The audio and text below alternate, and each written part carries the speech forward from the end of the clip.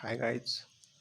आज हम अगले 30-45 मिनट में ग्रेविटेशन का पूरा चैप्टर रिवाइज करने का ट्राई करेंगे। इसमें पहला पॉइंट क्या होता है, Newton law of gravitation. Newton law of gravitation में क्या होता है, ये स्टेटमेंट देखिए, every particle of matter attract every other particle. मतलब क्या होता है, हमने क्या किया, दो पार्टिकल लिए। दो पार्टिकल का मतलब होता है दो मासेस लिए, m1 एक मासेस लिया और m2 एक मासेस के लिया। ये m1 और m2 मासेस ऑलवेज क्या कर रहे, अट्रैक्ट कर रहे, ईच अदर को अट्रैक्ट कर रहे। यहाँ पर याद रखिए कि ये मासेस कभी भी रिपेल नहीं करेंगे, ये इधर जाएगा ये इधर जाएगा, कभी भी रिपेल नहीं करेंगे, ऑलवेज अट्रैक्ट करेंगे। इसका मतलब हमें ये अंडरस्टैंड होना चाहिए कि जो every gravitational force is attractive force. क्या होता है, every gravitational force is attractive force, not repulsive force. Repulsive force नहीं होता है, ओनली अट्रैक्टिव फोर्स होता है, रिपल्सिव फोर्स नहीं होता है।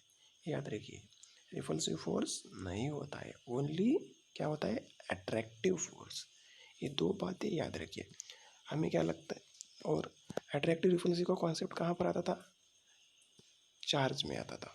चार्ज में क्या करते, पॉजिटिव पॉजिटिव चार्ज हुए और नेगेटिव नेगेटिव चार्ज हुए तो रिपल करते थे, और पॉजिटिव नेगेटिव और नेगेटिव पॉजिटिव चार्ज हुए तो अट्रैक्ट करते थे।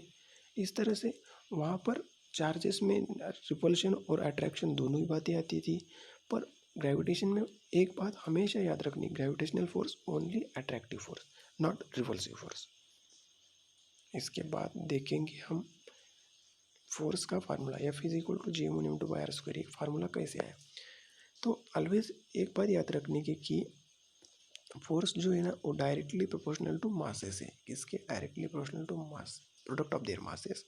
And force is inversely proportional to square of their radius. Radius का मतलब square of their distance between them, square of distance between them. और ये अब डायरेक्टली प्रोपोर्शनल टू क्या हुआ, m1 × r स्क्वायर। ये प्रोपोर्शनलिटी कांस्टेंट निकालने के लिए हम क्या करते हैं, जी को डालते हैं, उसमें क्या करते हैं, जी को ऐड करते हैं। और जी क्या होता है, जी की वैल्यू क्या है, 6.67 × 10⁻⁻⁸ न्यूटन मीटर स्क्वायर पर kg स्क्वायर। ये याद रखने का, जी की वैल्यू। और इस G newton metre square kg square से हम क्या कर सकते हैं, उसके डायमेंशन निकाल सकते हैं। ये देखो डायमेंशन यहाँ पर मैंने निकाला, m⁻1 l⁻3 t⁻−2। डायमेंशन आपको पता ही होगा कैसे निकालना है, क्या निकालना है। यहाँ पर मैंने एक तरह से डायमेंशन निकाले। डायमेंशन से कभी कभार स्ट्रेट फॉरवर्ड क्वेश्चन आ जाता है सीटी एग्ज़ाम में। और इसके बाद ग्रेविटेशनल फोर्स के कुछ हम प्रॉपर्टीज़ देखेंगे क्या होते हैं। ऑलवेज याद रखने का कि ग्रेविटेशनल फोर्स अट्रैक्टिव होती है, मैंने पहले ही आपको बताया।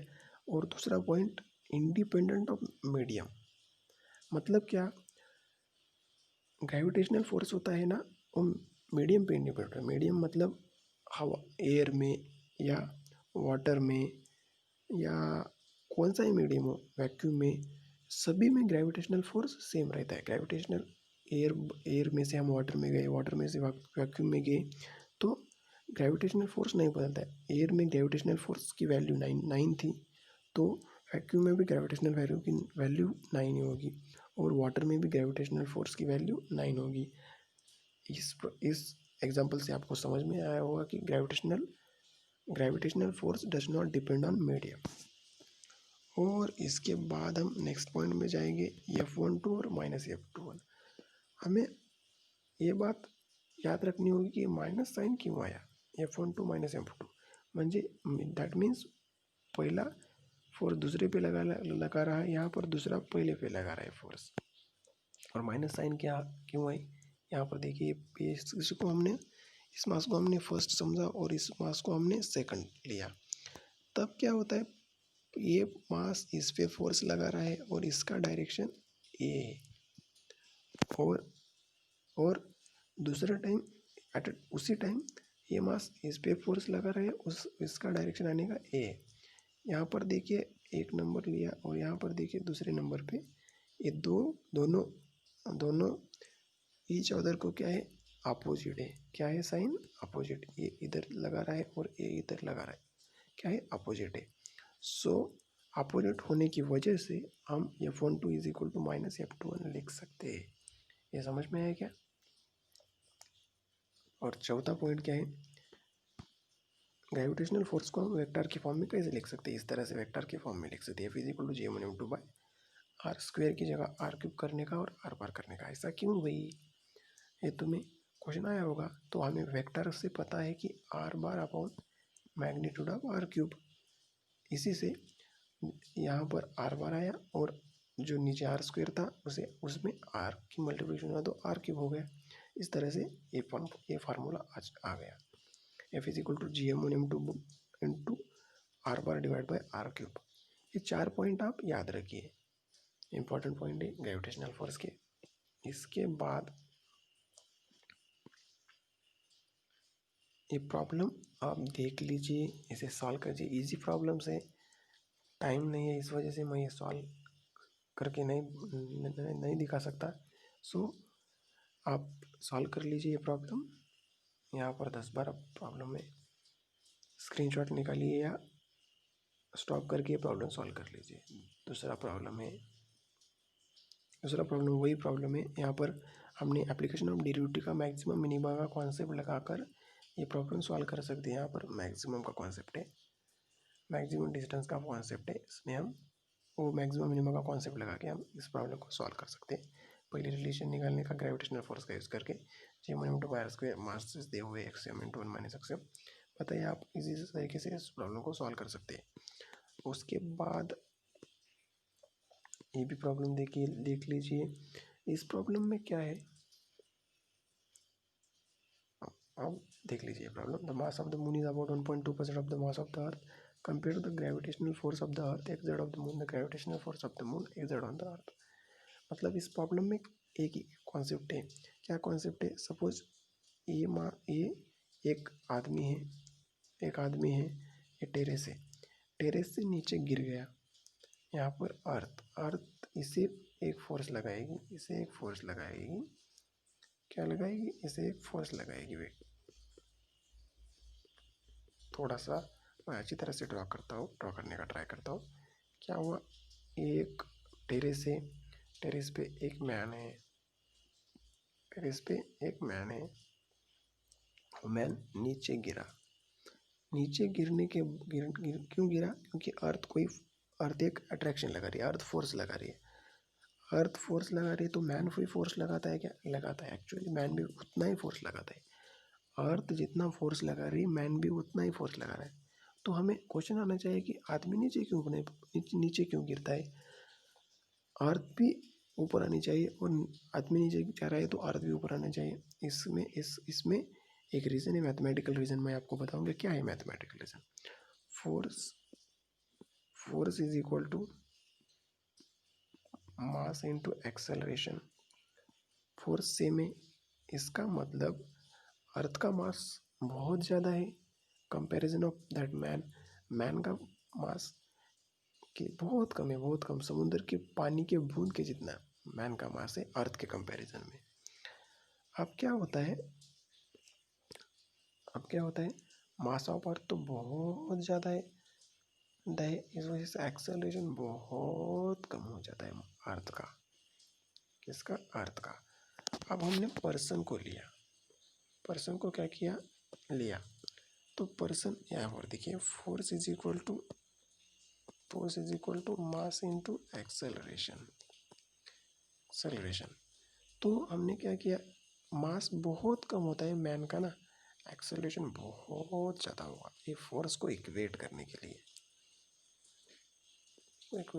इस वजह से मैन या पर्सन अर्थ की तरफ क्या होता है? अट्रैक्ट होता है। इस वजह से आदमी नीचे गिरता है अर्थ की तरफ। Solve that problem. तो इसका आंसर आ जाएगा, डायरेक्टली पता होगा इसका आंसर क्या हो जाएगा। ये तो सेम आ जाएगा। अब acceleration due to gravity. Acceleration due to gravity में क्या होता है, हमें फार्मूला डायरेक्टली पता ही है, G is equal to Gm/r²। पता ही होगा सबको, ये फार्मूला पता होगा, इजी फार्मूला है Gm/r²। राइट पे गए कि कुछ G is equal to G M upon R plus H का होल स्क्वायर होता है। ये तो दो फार्मूले तो हमें पता ही होते हैं हमेशा। तो अगला, तो इसे प्रूव कैसे करते हैं? प्रूव करने की कोई ज़रूरत नहीं, पर कॉन्सेप्ट का अंडरस्टैंड हुआ तो हम अच्छे प्रॉब्लम सॉल्व कर सकते हैं। Weight is equal to, weight को क्या लिख सकते हैं हम? एम जी लिख सकते हैं। क्या लिख सकते हैं? एम जी लिख सकते हैं। एम क्या होता है? मास ऑफ एनीथिंग, पर्सन हो सकता है, कुछ भी हो सकता है, ऑब्जेक्ट हो सकता है, और gravity of the earth, gravity of the earth. इसको हमने इक्वेट क्या किया? G M two by R square. तो हमें क्वेश्चन पर आना चाहिए कि या वेट और ग्रेविटेशनल फोर्स को हमने अट्रैक्ट क्यों किया? क्योंकि वेट अट्रैक्ट होता है ग्रेविटी की वजह से, हमने अट्रैक्टिव फोर्स लिया। M G equal to G M, इसे सॉल्व किया तो G is equal to G M by R square आता है, और एक हाइट पे किया तो G is equal to G M upon R plus H का होल स्क्वायर आता है। ये दोनों फार्मूले क्या करिए? लर्न करिए। G is equal to G M upon R square या G is equal to G M upon R plus H का होल स्क्वायर। आपको ये दो फार्मूले पता ही होंगे पहले से, नहीं पता हुए तो आप उसे समझ कर अंडरस्टैंड करिए और याद रखिए इस फार्मूले का। क्या फार्मूले है? G is equal to G M upon R square और G is equal to G M upon R plus H का होल स्क्वायर। ए एच क्या है भाई? Surface of the earth. Earth के सरफेस से क्या हाइट है उसे एच का कहा जाता है, एच कहा जाता है। इसके बाद हम तीसरा पॉइंट देखें, acceleration due to gravity in terms of density. Density के टर्म्स में एक्सेलरेशन देखेंगे, एक्सेलरेशन ड्यू टू ग्रेविटी देखें। G is equal to, directly formula है G is equal to 4/3 pi G R. अब ये फार्मूला आया कैसे? 4/3 पाई जी आर में क्या है? 4/3 है, पाई यहाँ पर डेंसिटी है। ये फार्मूला आता है density is equal to mass by volume के रीजन। कहाँ से density is equal to mass by volume? Mass को हमने डेंसिटी इंटू वॉल्यूम लिखा, G is equal to G M upon R square है। एम की जगह हम क्या रिप्लेस कर सकते हैं? एम की जगह हम डेंसिटी इंटू वॉल्यूम रिप्लेस कर सकते हैं। इस तरह से हमने प्रॉब्लम को सॉल्व किया। सॉल्व करने के बाद G is equal to 4/3 rho G R आ जाएगा प्रॉब्लम। यहाँ से डायरेक्टली क्वेश्चन पूछे जाते हैं। कैसे क्वेश्चन पूछे जाते हैं? ये नीचे क्वेश्चन है ही, आप देख लीजिए क्वेश्चन। मैं उसे सॉल्व नहीं करूँगा क्योंकि सॉल्व करूँगा तो बहुत ज़्यादा टाइम लगेगा। सो आप उसे अंडरस्टैंड कर लीजिए, आप प्रॉब्लम सॉल्व कर लीजिए। बहुत इंपॉर्टेंट प्रॉब्लम है। ये देखिए यहाँ पर कैसे प्रॉब्लम है देखा गया। रेडियस और डेंसिटी का रेशियो दिए और रेडियस के रेशियो दिए हैं।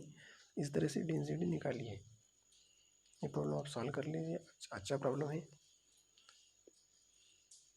दूसरा प्रॉब्लम उसी टाइप का है। रेडियस की वजह क्या दिया है? डायमीटर दिया है, तो हमें डायमीटर और रेडियस का रिलेशन पता ही होगा। Radius is equal to diameter by 2, और एक्सेलरेशन निकालने को बताया। Acceleration is equal to force upon mass, force upon mass. Spherical planet for in space has mass m0 and of diameter d not particle mass m falling नहीं, मैं read नहीं करता, time जा रहा है बहुत। टाइम मुझे 25-30 या 30 मिनट में प्रॉब्लम सॉल्व करना है, कंप्लीट करना है। Wait a minute, everything is black और black now guys, very please sorry guys for that inconvenience. I will try to remove that. Wait a minute guys, wait a minute guys. Now everything is clear guys. So that next problem, solve that problem. If you do not, wait a minute guys, solve that problem. That also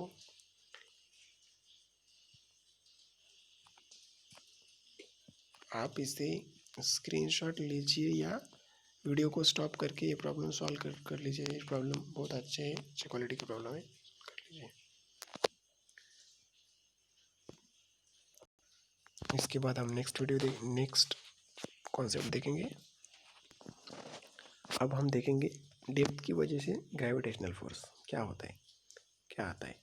तो directly formula याद रखने का, ये practical कैसे आया, क्यों आया, ये इतना इम्पोर्टेंट नहीं। अब हमारे पास टाइम नहीं है, सिर्फ 25 या 30 दिन बचे हैं MSD CET के लिए। सो डायरेक्टली फार्मूला याद रखिए, G dash is equal to G into ये formula G dash is equal to G into one minus D by R, ये formula. D is always measured from surface of earth. हमेशा याद रखिए कि ये अर्थ है, हमारी अर्थ का सरफेस है। सपोज ये अर्थ है हमारी, हम इस सरफेस पे, इस सेंटर ऑफ द अर्थ है, सॉरी सेंटर ऑफ द अर्थ बराबर नहीं आया, ये सेंटर ऑफ द अर्थ है, अभी भी नहीं आया, ये सेंटर ऑफ द अर्थ है। सरफेस से हम सेंटर ऑफ द अर्थ की तरफ मेजरमेंट करते हैं रेडियस का। कहाँ से? सरफेस से सेंटर ऑफ द अर्थ की तरफ मेजरमेंट करते हैं। तो फार्मूला याद रखिए डेप्थ के लिए, G dash is equal to G dash not G dash, G depth is equal to G into one minus D by. G dash बोलिए या जी डेप्थ बोलिए, दोनों ही सेम है ना। तो ये कॉन्सेप्ट इम्पोर्टेंट है। इसके बाद हम देखेंगे ये पॉइंट, सेंटर में ग्रेविटी ऑलवेज क्या होती है? ज़ीरो होती है। क्यों होती है ज़ीरो भाई? हमने क्या किया, सरफेस से सेंटर तक गए, G dash is equal to D कितना हुआ, डिस्टेंस कितना आएगा, आर ही आएगा ना। तो आर डिवाइड बाय आर क्या हो जाएगा? वन हो जाएगा। इसका मतलब G depth is equal to one minus one into G, zero आ जाएगा। समझ में आया क्या problem? Not problem, that is one type of concept. ये कॉन्सेप्ट इंपॉर्टेंट है, याद रखने का। सेंटर को ग्रेविटी ऑलवेज जीरो होती है, याद ही रखने का। इसके बाद हमें ये ग्राफ भी पता होना चाहिए कि सेंटर ऑफ द अर्थ से सरफेस तक ग्राफ लीनियरली वैरी होता है। मतलब ग्रेविटी लीनियरली क्या होती है? वैरी होती है। और सरफेस के बाद ये एकदम नीचे जाती है ग्रेविटी। अब इसके बाद नेक्स्ट कॉन्सेप्ट देखेंगे गाइस। यहाँ पर दो प्रॉब्लम है, आप इसे देख लीजिए।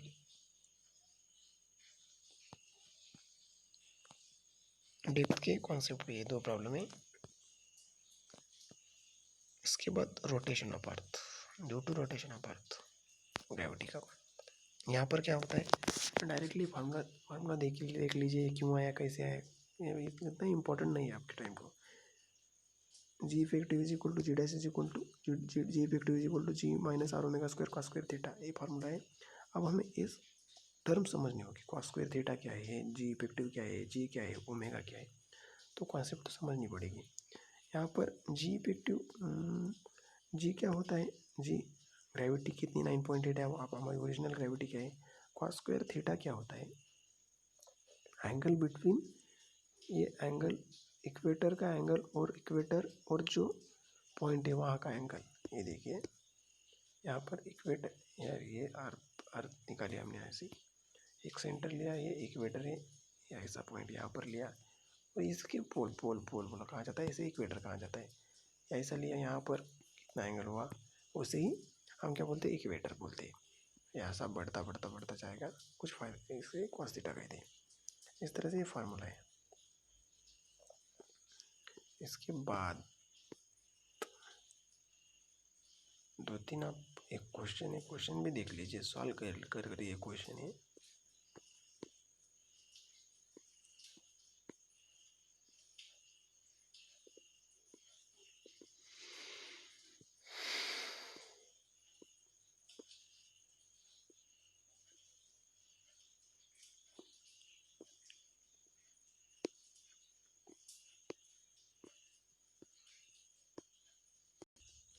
अब हम क्रिटिकल वेलोसिटी देखेंगे। क्रिटिकल वेलोसिटी क्या होती है, अब हम एक ऑर्बिट है,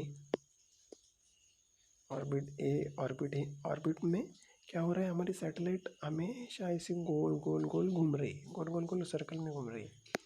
तो उसे कुछ एनर्जी लगती है वहाँ पर जाने के लिए, उसे क्रिटिकल वेलोसिटी बोलते हैं। वो क्रिटिकल वेलोसिटी का क्या होती है, root G M by R होती है। क्या होती है, root G M by R. Root G M by R क्यों आई, क्योंकि अब क्या हुआ मालूम है क्या, ये क्या है, अर्थ है, अर्थ में गोल घूमने के लिए क्या लगता है, सेंट्रीपिटल फोर्स लगता है, और दूसरा क्या है, ग्रेविटेशनल फोर्स है। और सेंट्रीपिटल फोर्स और ग्रेविटेशनल फोर्स को इक्वेट किया तो इसके वेलोसिटी क्या, नॉट इसके सॉरी, क्रिटिकल वेलोसिटी क्या आती है, root G M by R आती है। इसके बाद देखेंगे इसके वेलोसिटी क्या होती है। इसके वेलोसिटी का मतलब क्या होता है, wait a minute guys, screen is not work, sorry, screen is not work।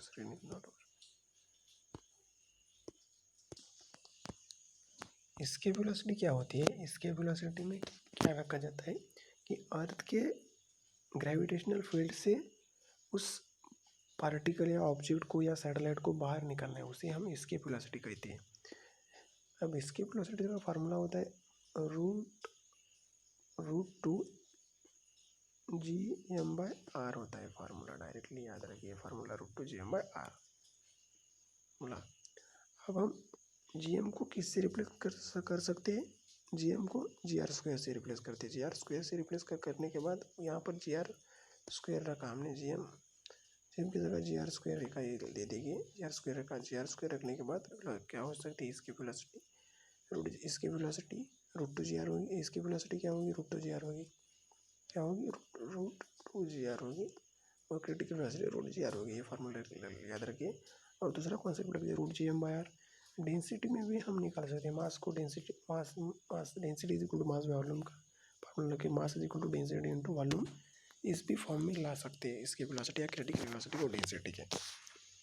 इसके बाद हम नेक्स्ट पॉइंट देखेंगे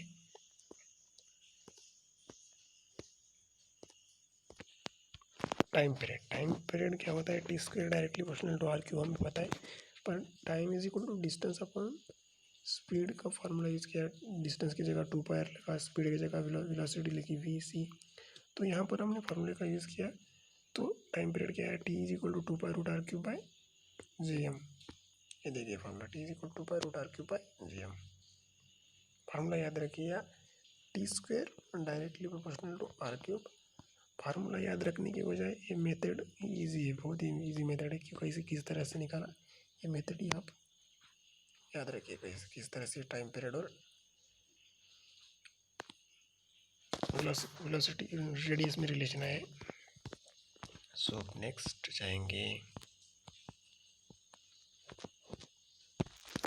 केपलर का फर्स्ट लॉ। केपलर क्या बोलता है? Every planet elliptical orbit around sun where sun is situated at one of the focus.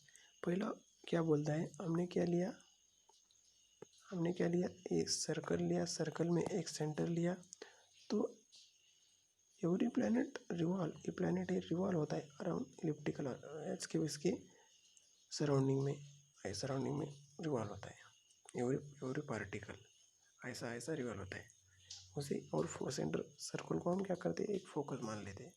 Centre को मान लेते हैं, फोकस मान लेते हैं। इस तरह से पहला लॉ हो गया ख़त्म। अब दूसरा लॉ क्या होता है? दूसरे लॉ में टॉर्क क्या होता है? जीरो होता है। टॉर्क जीरो होता है, टाउ बार जीरो होता है, टाउ बार जीरो।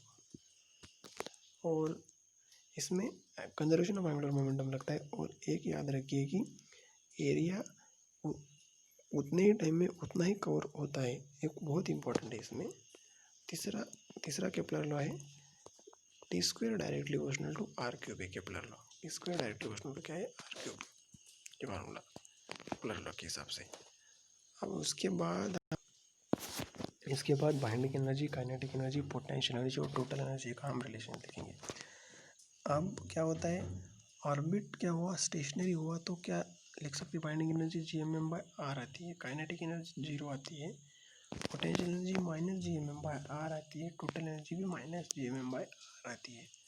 अब ऑर्बिट क्या हुआ? स्टेशनरी से ऑर्बिटिंग में गया तो क्या हुआ? Binding energy plus G M M by two R और kinetic energy plus G M M by two R. मतलब बाइंडिंग एनर्जी और काइनेटिक एनर्जी ऑर्बिटिंग में सेम आ गई। और potential energy G M M by R ही रहता है, minus G M M by R stationary orbiting में। और टोटल एनर्जी क्या हुई? Minus G M M by two R हुई। इस तरह से binding energy, kinetic energy, potential energy, total energy relation हुई।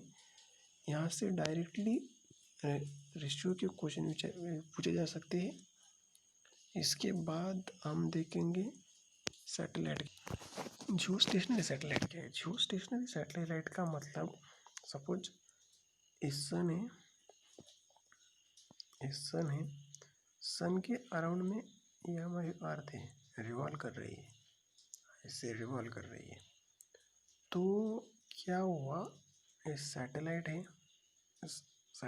ऐसे सैटेलाइट भी रिवॉल्व कर रही है, ऐसे ही रिवॉल्व कर रही है। ऐसा इतना नहीं होगा, अब बाहर ऐसे डायग्राम नहीं निकाल सकती, पर अंडरस्टैंडिंग के लिए मैं बता रहा हूँ कि ये यहाँ पर है तो ये भी यहाँ पर है। ये भी एक को क्या है, ईच अदर को क्या है, स्टेशनरी है, स्टेशनरी लग रही है उसी स्पीड से, उसी हम जियो स्टेशनरी सैटेलाइट बोलते हैं।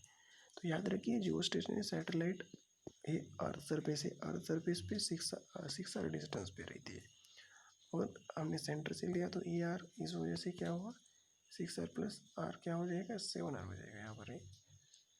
और डिस्टेंस क्या होता है 36 kilometre from the earth surface.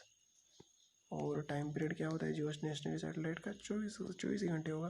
क्यों भाई 24 घंटे होगा, हमारे अर्थ का क्या है 24 हमारे टाइम पीरियड, उसी तरह से जियो स्टेशनरी सैटेलाइट का भी 24 ही आवर होगा। इसके बाद पोलर सैटेलाइट क्या होती है, पोलर सैटेलाइट क्या होती है, ये सैटेलाइट 500 से 800 किलोमीटर के बीच में रिवॉल्व होती है, और इसका टाइम पीरियड 100 मिनट के आसपास रहता है। 100 minute, wait a minute guys, 100 minute का रहता है। तो इस तरह से हमने आज पूरा ग्रेविटेशन चैप्टर सिर्फ 24 मिनट में कंप्लीट करने की कोशिश की है। मैंने प्रॉब्लम नहीं बताए, क्योंकि प्रॉब्लम बताए तो टाइम ज़्यादा था बहुत, इस वजह से मैंने सिर्फ थ्योरी एक्सप्लेन की है। सो प्रॉब्लम सॉल्व कीजिए आप। If you like that video guys, then please subscribe my channel